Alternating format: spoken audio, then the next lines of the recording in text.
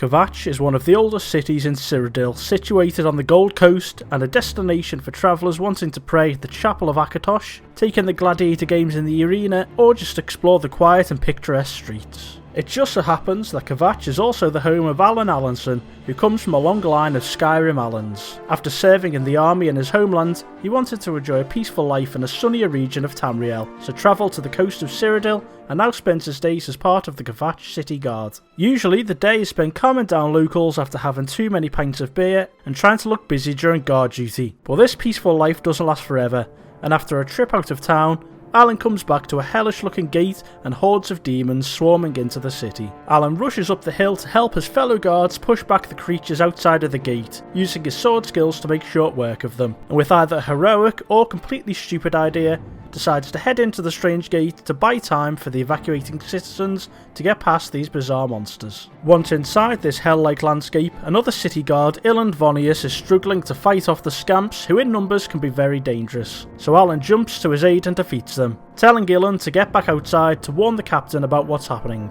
Alan then heads further inside the area near the gate to find any survivors of the wave of men sent in, but just meets enemy after enemy along his journey, killing anything he finds to hopefully buy time for help to arrive to the city. Eventually, a looming tower takes over the fiery skyline, and Alan heads inside to investigate. Maybe there's a clue on how to stop this apocalypse. Once inside, he's captivated by a beam of light travelling up the tower, but intrigue turns to fear when another type of demon attacks, but it's swiftly cut down by a battle-frenzied Alan. Continuing up the tower, the battle cries of Alan seems to scare some of the demons who see his sword skills, as he cuts and slices his way through any enemy he encounters. Each floor of the tower seems to get more nightmarish, and the creatures don't seem to stop throwing themselves at Alan to stop him reaching the top. A wrong turn takes our hero across a bridge hundreds of feet in the air, and into a tower with a demonic prison guard who is holding a fellow guard hostage. After defeating it, Menion tells Alan to leave him and get to the Sigil Keep, where he should be able to close the gate. So after grabbing the key off the nearby corpse, he heads to the top.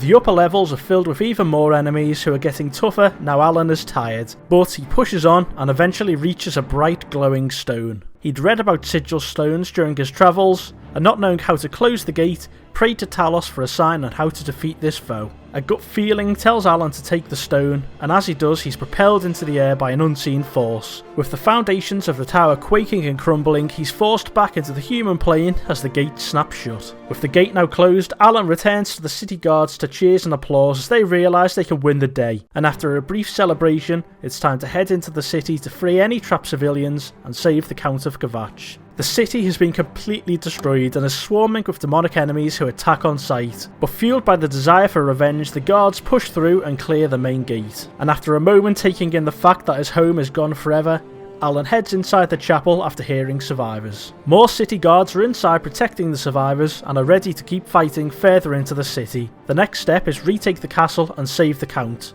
The only problem is there's a lot more fighting to be had. Alan fights through the city with the help of a priest named Martin, who seemed to be blessed by otherworldly powers and courage, and with Imperial Legion soldiers who saw the smoke from the road, eventually reaching the burnt remains of the castle gatehouse and just about managing to open it for the main assault force. The courtyard is a hard-fought battle against an enemy that never seems to fatigue, and the losses continue when we lose Iland, who dies a hero's death. But we can't stop to mourn as the fighting continues into the throne room against tougher enemies, but being inspired by Martin and the reinforcements, Alan and the guards manage to take the advantage and clear out the remaining demons, who without their own reinforcements are faltering. Close quarter fighting in the castle corridors proves tough against a relentless enemy, but they're also taken down, and Alan arrives at the Count's bedchamber. But it's too late as Daedra had broken the barricade and killed the Count of Kvatch. With no leader to help the city in its time of need, all Alan can do is mourn the man, and return with the bad news to the other guards, passing the ring to Captain Savlian, who promises to protect it until a new ruler can be found. Now, with his home destroyed, and the city of Kvatch a flaming ruin devoid of everything that made it the jewel of the Gold Coast, Alan is without purpose, until he sees the statue of Antas Pinder, who gave his life the last time Kvatch was attacked, and inspired by the hope of rebuilding this great city, heads out to enlist help from nearby settlements with his fellow guardsmen, hopefully avoiding danger for just a few days. If danger isn't your cup of tea, then today's sponsor NordVPN has you covered for all of your internet related adventures. With the internet being full of viruses, scams, and people wanting your information, NordVPN's Threat Protection Pro is perfect to keep you safe. I personally use the anti-malware and browsing protection features whenever I'm on the internet downloading mods for my videos. Threat Protection blocks any malicious or fake websites that could be used for fraud, scans any download for malware and quarantines them, and even stops those annoying pop-up ads before they have a chance to get near your screen. With your online safety taken care of, you're now free to explore the finer corners of the internet without a care in the world. And if you're anything like me, that means endlessly searching for the next TV show to binge watch. But with NordVPN, you can hop on that virtual plane and convince your Netflix account that you've touched down in the good old US of A, unlocking a ridiculous amount of new shows. Perfectly demonstrated by the UK not having a single episode of Supernatural, but as soon as I switch to the US, I can access every last episode of the best show on earth. And just to add the icing on the cake, NordVPN offers a 30-day money-back guarantee, so there's absolutely no risk to your wallet if you're somehow not happy with the service. And as an added bonus, you can get an extra 4 months of coverage for free on top of a 2-year plan, exclusively if you sign up using my link in the description or pinned comment. So, what are you waiting for? Take advantage of this fantastic deal while you can. And so, we rejoin Alorn on day 1 in Anvil, where he's been looking for workers to help Kvatch rebuild, as well as enjoying some much needed relaxation after his heroics. And with rumours about the hero of Kvatch and his exploits, it's safe to say he hasn't needed to pay for his own drinks. And good news arrives in the form of a letter from Captain Savlian, which asks us to return home as he has a lead on how to rebuild the city. So, Alorn heads out and with the company of a strange and very fast Khajiit, travels back to the ruins of Kvatch. Day 2, and Alorn arrives back at Kvatch, and even after a few days the city is a mess. But there's tents with survivors where Alorn's house used to be, and they're all ready to build, which brings some positivity. There's always hope, even in the darkest of times. Captain Savlian mentions that the Count of Skingrad may be able to spare some builders, and asks Alorn to speak to the Count about hiring them for the project. So it's time to head back onto the road for Skingrad for this important quest. After travelling overnight, Alorn arrives at Skingrad and is overwhelmed by the sight of the vineyards and the skyline of this huge city. The city itself is just as impressive, but with no time for sightseeing, Alorn makes his way to the castle, which dominates the sky and sits across an intimidating bridge. The Count of Skingrad may be willing to help, but is in a bad mood due to his dinner not arriving, so to get on his good side, Alorn agrees to investigate the issue. He heads to Entia's farm outside of Skingrad to find out where the missing ingredients are. It turns out that goblins are behind the missing ingredients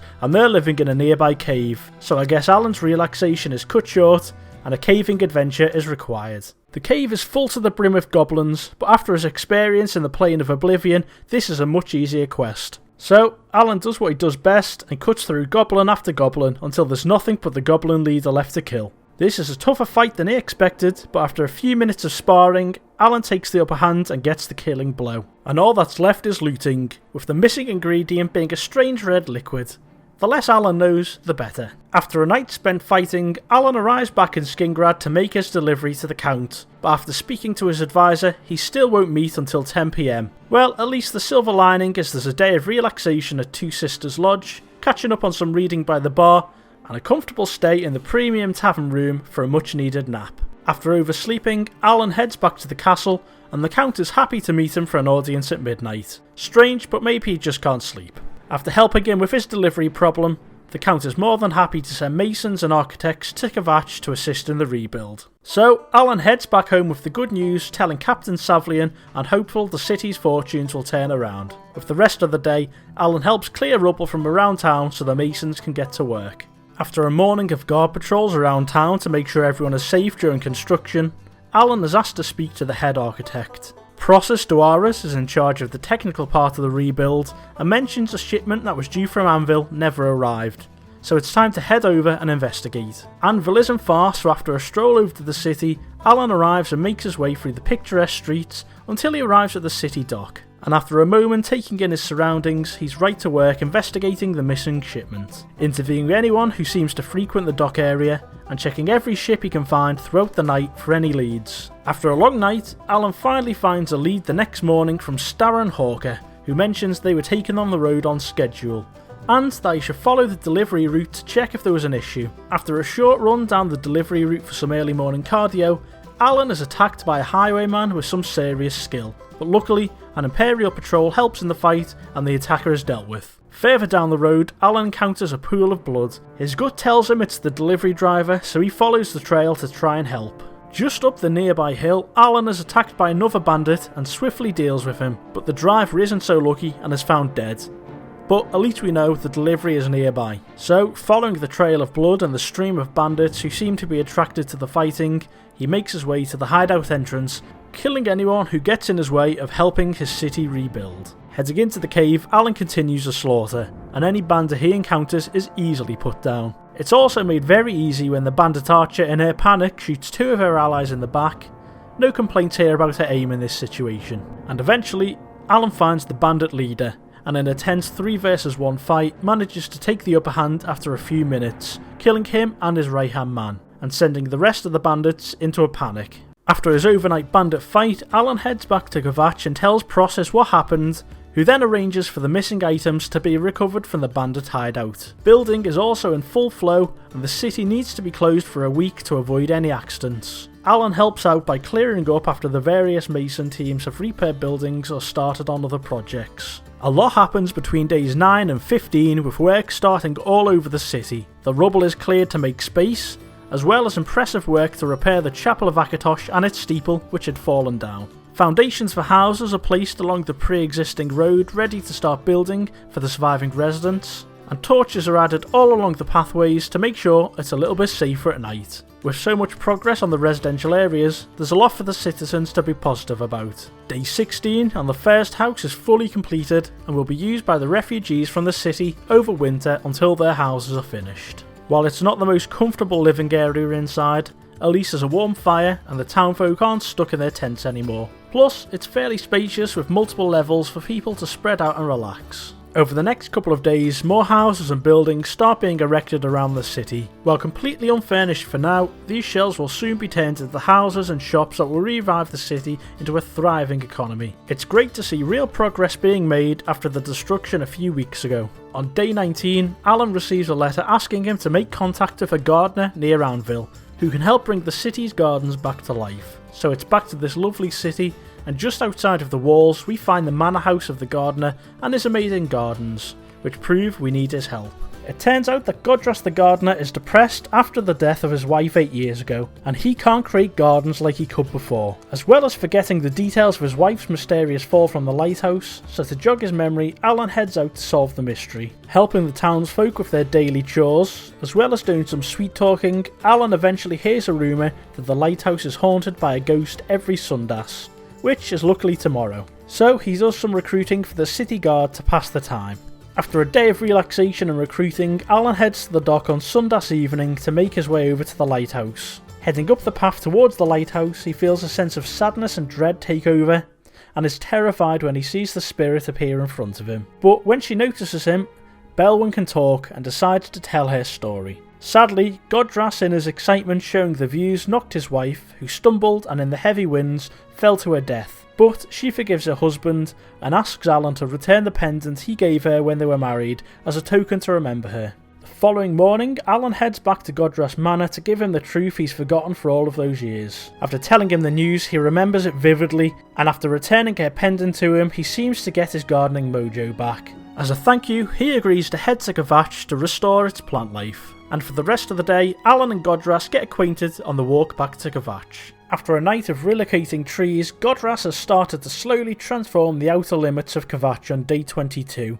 From a charred wasteland, it's becoming green again. Just another bit of hope for the residents who've gone through so much. Even more work starts the following day, this time on a new city stables. The stables should hopefully kickstart the local economy, with transportation options to and from different cities, and a place to bring shipments that the city desperately needs. Day 24, and the Fighters Guild officially moved back into the city, taking over a recently finished property by the gate. Not only will this bring more jobs into the city, but it'll provide some much needed security now more competent fighters have moved in to defend from future threats. They still need furniture, but it'll do for now. And the next day, the Mages Guild moved back into town, taking the next building over. They're in the same boat furniture wise, but the magic users may be able to speed up the rebuild of the city considerably using their skills. and they do prove very useful the following day by speeding up the repairs on the Chapel of Kvatch, with all scaffolding removed from the steeple. And the inside is also repaired, with the intricate stained glass tributes to the gods restored to their original glory. Now this place of prayer can also attract pilgrims back to Kvatch, and of course allows our hero a quiet area to gather his thoughts in this chaotic world. Day 27, and the first houses are ready to move into, with families slowly moving belongings back inside. With 3 spacious floors, there's plenty of room for families to grow, and once fully decorated, will be among the finest houses in Cyrodiil. And as sun sets the following day, Alan is told the gardens are taking shape. The area in front of the castle has been fully restored to return the statue to its full glory, and trees are appearing all over to bring back the touch of colour that gave the city of Kvatch its reputation of beauty. Plus, small courtyards are being placed all over the city to provide some quiet areas away from the hustle and bustle. Days 29 to 32, and with the help of the mages, the remaining houses in town are fully built, with every refugee family from the Oblivion Crisis able to pick up their new house keys. Now the streets are filled with character, and every scar from the crisis has been removed. And inside the houses, each family is able to bring their own unique twist, filling it with furniture to provide many happy memories. And what city would Kvatch be without its own tavern, which is why Captain Savlian has used his pension to open one. The Wolf's Head is in a prime location opposite the arena build site, and offers plenty of space inside for entertainment. Now just to unpack all of these kegs and get some parties started. On day 34, a mysterious note is found while removing rubble from the Count's quarters, which seems to hint that he had a long-lost child who had authored the book it was found in. If true, then this heir can take over Kvatch as the new Count. So it's time to launch another investigation into this mystery heir, and the Count's note points towards Cheydinhal as their location. And so a long day of travelling to the distant city of Cheydinhal commences. After travelling overnight, Alan arrives at Cheydinhal in the morning hours and gets right to work with the investigation. First getting his bearings in the winding streets filled with wooden cottages, and admiring the many viewpoints that can inspire some of the repair work needed in Kvatch. But after questioning a few of the local guards on rumours of the Count's heir, and forcing his way into some awkward conversations with residents, Alan is told that the local bookshop played a hand in publishing the book which was authored by this supposed heir. So he heads into the shop to start his research with the help of the very useful store owner. Researching through the night, Alan identifies the heir has a cottage nearby, so with a solid lead, it's time to head over. Alan arrives at the cottage in the morning and is set upon by a couple of Khajiit warriors. After a tough battle against these fierce fighters, he dispatches them and heads inside. The inside is chaos with the house completely ruined and more Khajiit waiting to attack. Again, this fight tests Alan and his skills, with him being forced to retreat into better fighting positions. These soldiers are highly trained, and it takes all of his skill to put them down. A body catches Alan's eye, and after examining it, it seems to be the wife of the mysterious heir. A sad end for someone who had no idea they were in danger. But a note on one of the attackers has the location of a hideout the heir could have been taken to. So it's time for a rescue mission. Arriving at the hideout, it's clear the Khajiit are still here. So Alan attempts to sneak as close as possible before launching his attack. His armour can absorb most of the damage handed out by these highly trained soldiers, but he still struggles to fight both at the same time. Luckily disarming one and being able to take the upper hand, before finally breaking them down and getting the killing strikes on these guards. After heading into the cave hideout, there's plenty more fighting throughout the various tunnels. Again, all hard fought battles against these mysteriously strong opponents. But with some perseverance and grit, Alan is able to fight his way to the main chamber and the leader of this group. The leader wields a powerful but very slow warhammer, so Alan is able to time his attacks well and dodge any real damage. But this Khajiit is also very powerful and doesn't seem to tire out. So now it's a battle of stamina. Who will run out of energy first? Thankfully, our hero is in great fighting condition, and eventually his attacks prove too powerful for the bandit leader. And on his body is a key to the makeshift jail cell. Let's hope we can find this mystery heir. But it seems Alan is too late, and the man who was meant to be heir has been killed by these Khajiit outlaws. With nothing else to do but pay his respects, Alan takes a moment before heading home to deliver the grave news. After arriving home on day 37, Alan breaks the news to Captain Savlian, who had guessed this would be the outcome, and needs to reflect on the next steps. So Alan does what he does best and helps around town, this time helping to put the finishing touches on a grand manor house, hoping to attract some wealthy benefactors into the area to assist in Kvatch's continued growth. Alan receives a summons in the morning, and it's good news as Captain Savlian has made a decision. He and the local citizens want to install Alorn as the new Count of Kvatch. With such support, it's a clear choice and he accepts, taking the rest of the day easy with some gardening to properly process the news he's just received. But the work doesn't stop now, and the following day the foundations for the new Kvatch arena are installed ready for future work. Not only will it bring some much needed entertainment, but it should bring a big boom in tourism to the city. The stables are completed on day 40, so now Kvatch can start its official carriage service to the other Cyrodiil holds. Now the city isn't so cut off from the rest of the continent, and with the increase in travellers, new city guards are posted outside at all times for extra security and protection. Another day, another project. This time the castle exterior is fully repaired so Kvatch can work towards hosting the officials of other cities, with grand decorations adorning the walls, carefully crafted gardens, and even a statue dedicated to Alorn, the hero of Kvatch. It's sure to impress any visitor who attends the castle. And after a day of decorating inside the castle, the throne room is finally complete, and with its impressive architecture, majestic decorations adorning every surface, and an intimidating throne, it's the perfect time for Alorn to be sworn in as Count. After an impressive speech by Captain Savlian amongst the residents of Kvatch, Alorn takes the throne and officially begins his new duties as Count of Kvatch, a worthy protector. Although proud, he takes the day to really let this new duty sink in. And the castle isn't much use without its other rooms complete, so the next day the Great Hall is fully furnished, ready to host the nation's most important citizens, and establish Kvatch as a great power. Jail cells are added along with a dedicated assignment of guards to ensure any misbehaviour in the city can be managed. And after months of living in the refugee housing, Alorn finally gets his own living space, with the quarters worthy of the Count of Kvatch. A reward well earned through all of his sacrifice. Day 44, and the tunnels connecting the guard posts throughout the city are back in working order. Now any emergency can quickly and safely be managed, and additional guards are brought in to operate all areas of the city like the newly refurbished gatehouses, which all have guard quarters attached for relaxation. The following day, Captain Savlian's pub, the Wolf's Head, officially opens its doors, offering a very cosy atmosphere after a long day at work, and plenty of space to host events to celebrate the culture of the city that has arisen from the ashes. And even has a balcony to enjoy the fresh air with some good company. With a free bar on its opening, it's safe to say Alorn got a little carried away. After a long night partying, it's time for a hangover cure, and luckily the local merchants have finished restocking and furnishing the shops. The Bane of Battle opens, which provides weapons for the locals, as well as repair services for the guards. The local alchemist Sigra provides potions for all ailments, including beer-induced headaches. And finally, Arenda has opened a general goods store, offering everything from clothing to food for the fine people of Kvatch. And on days 47 to 50, the Kvatch arena is finally finished, adding the last quality touch to a city fully rebuilt, with a dedicated bloodworks ready for the finest fighters Tamriel has to offer, and a bookmaker to indulge those wanting to gamble.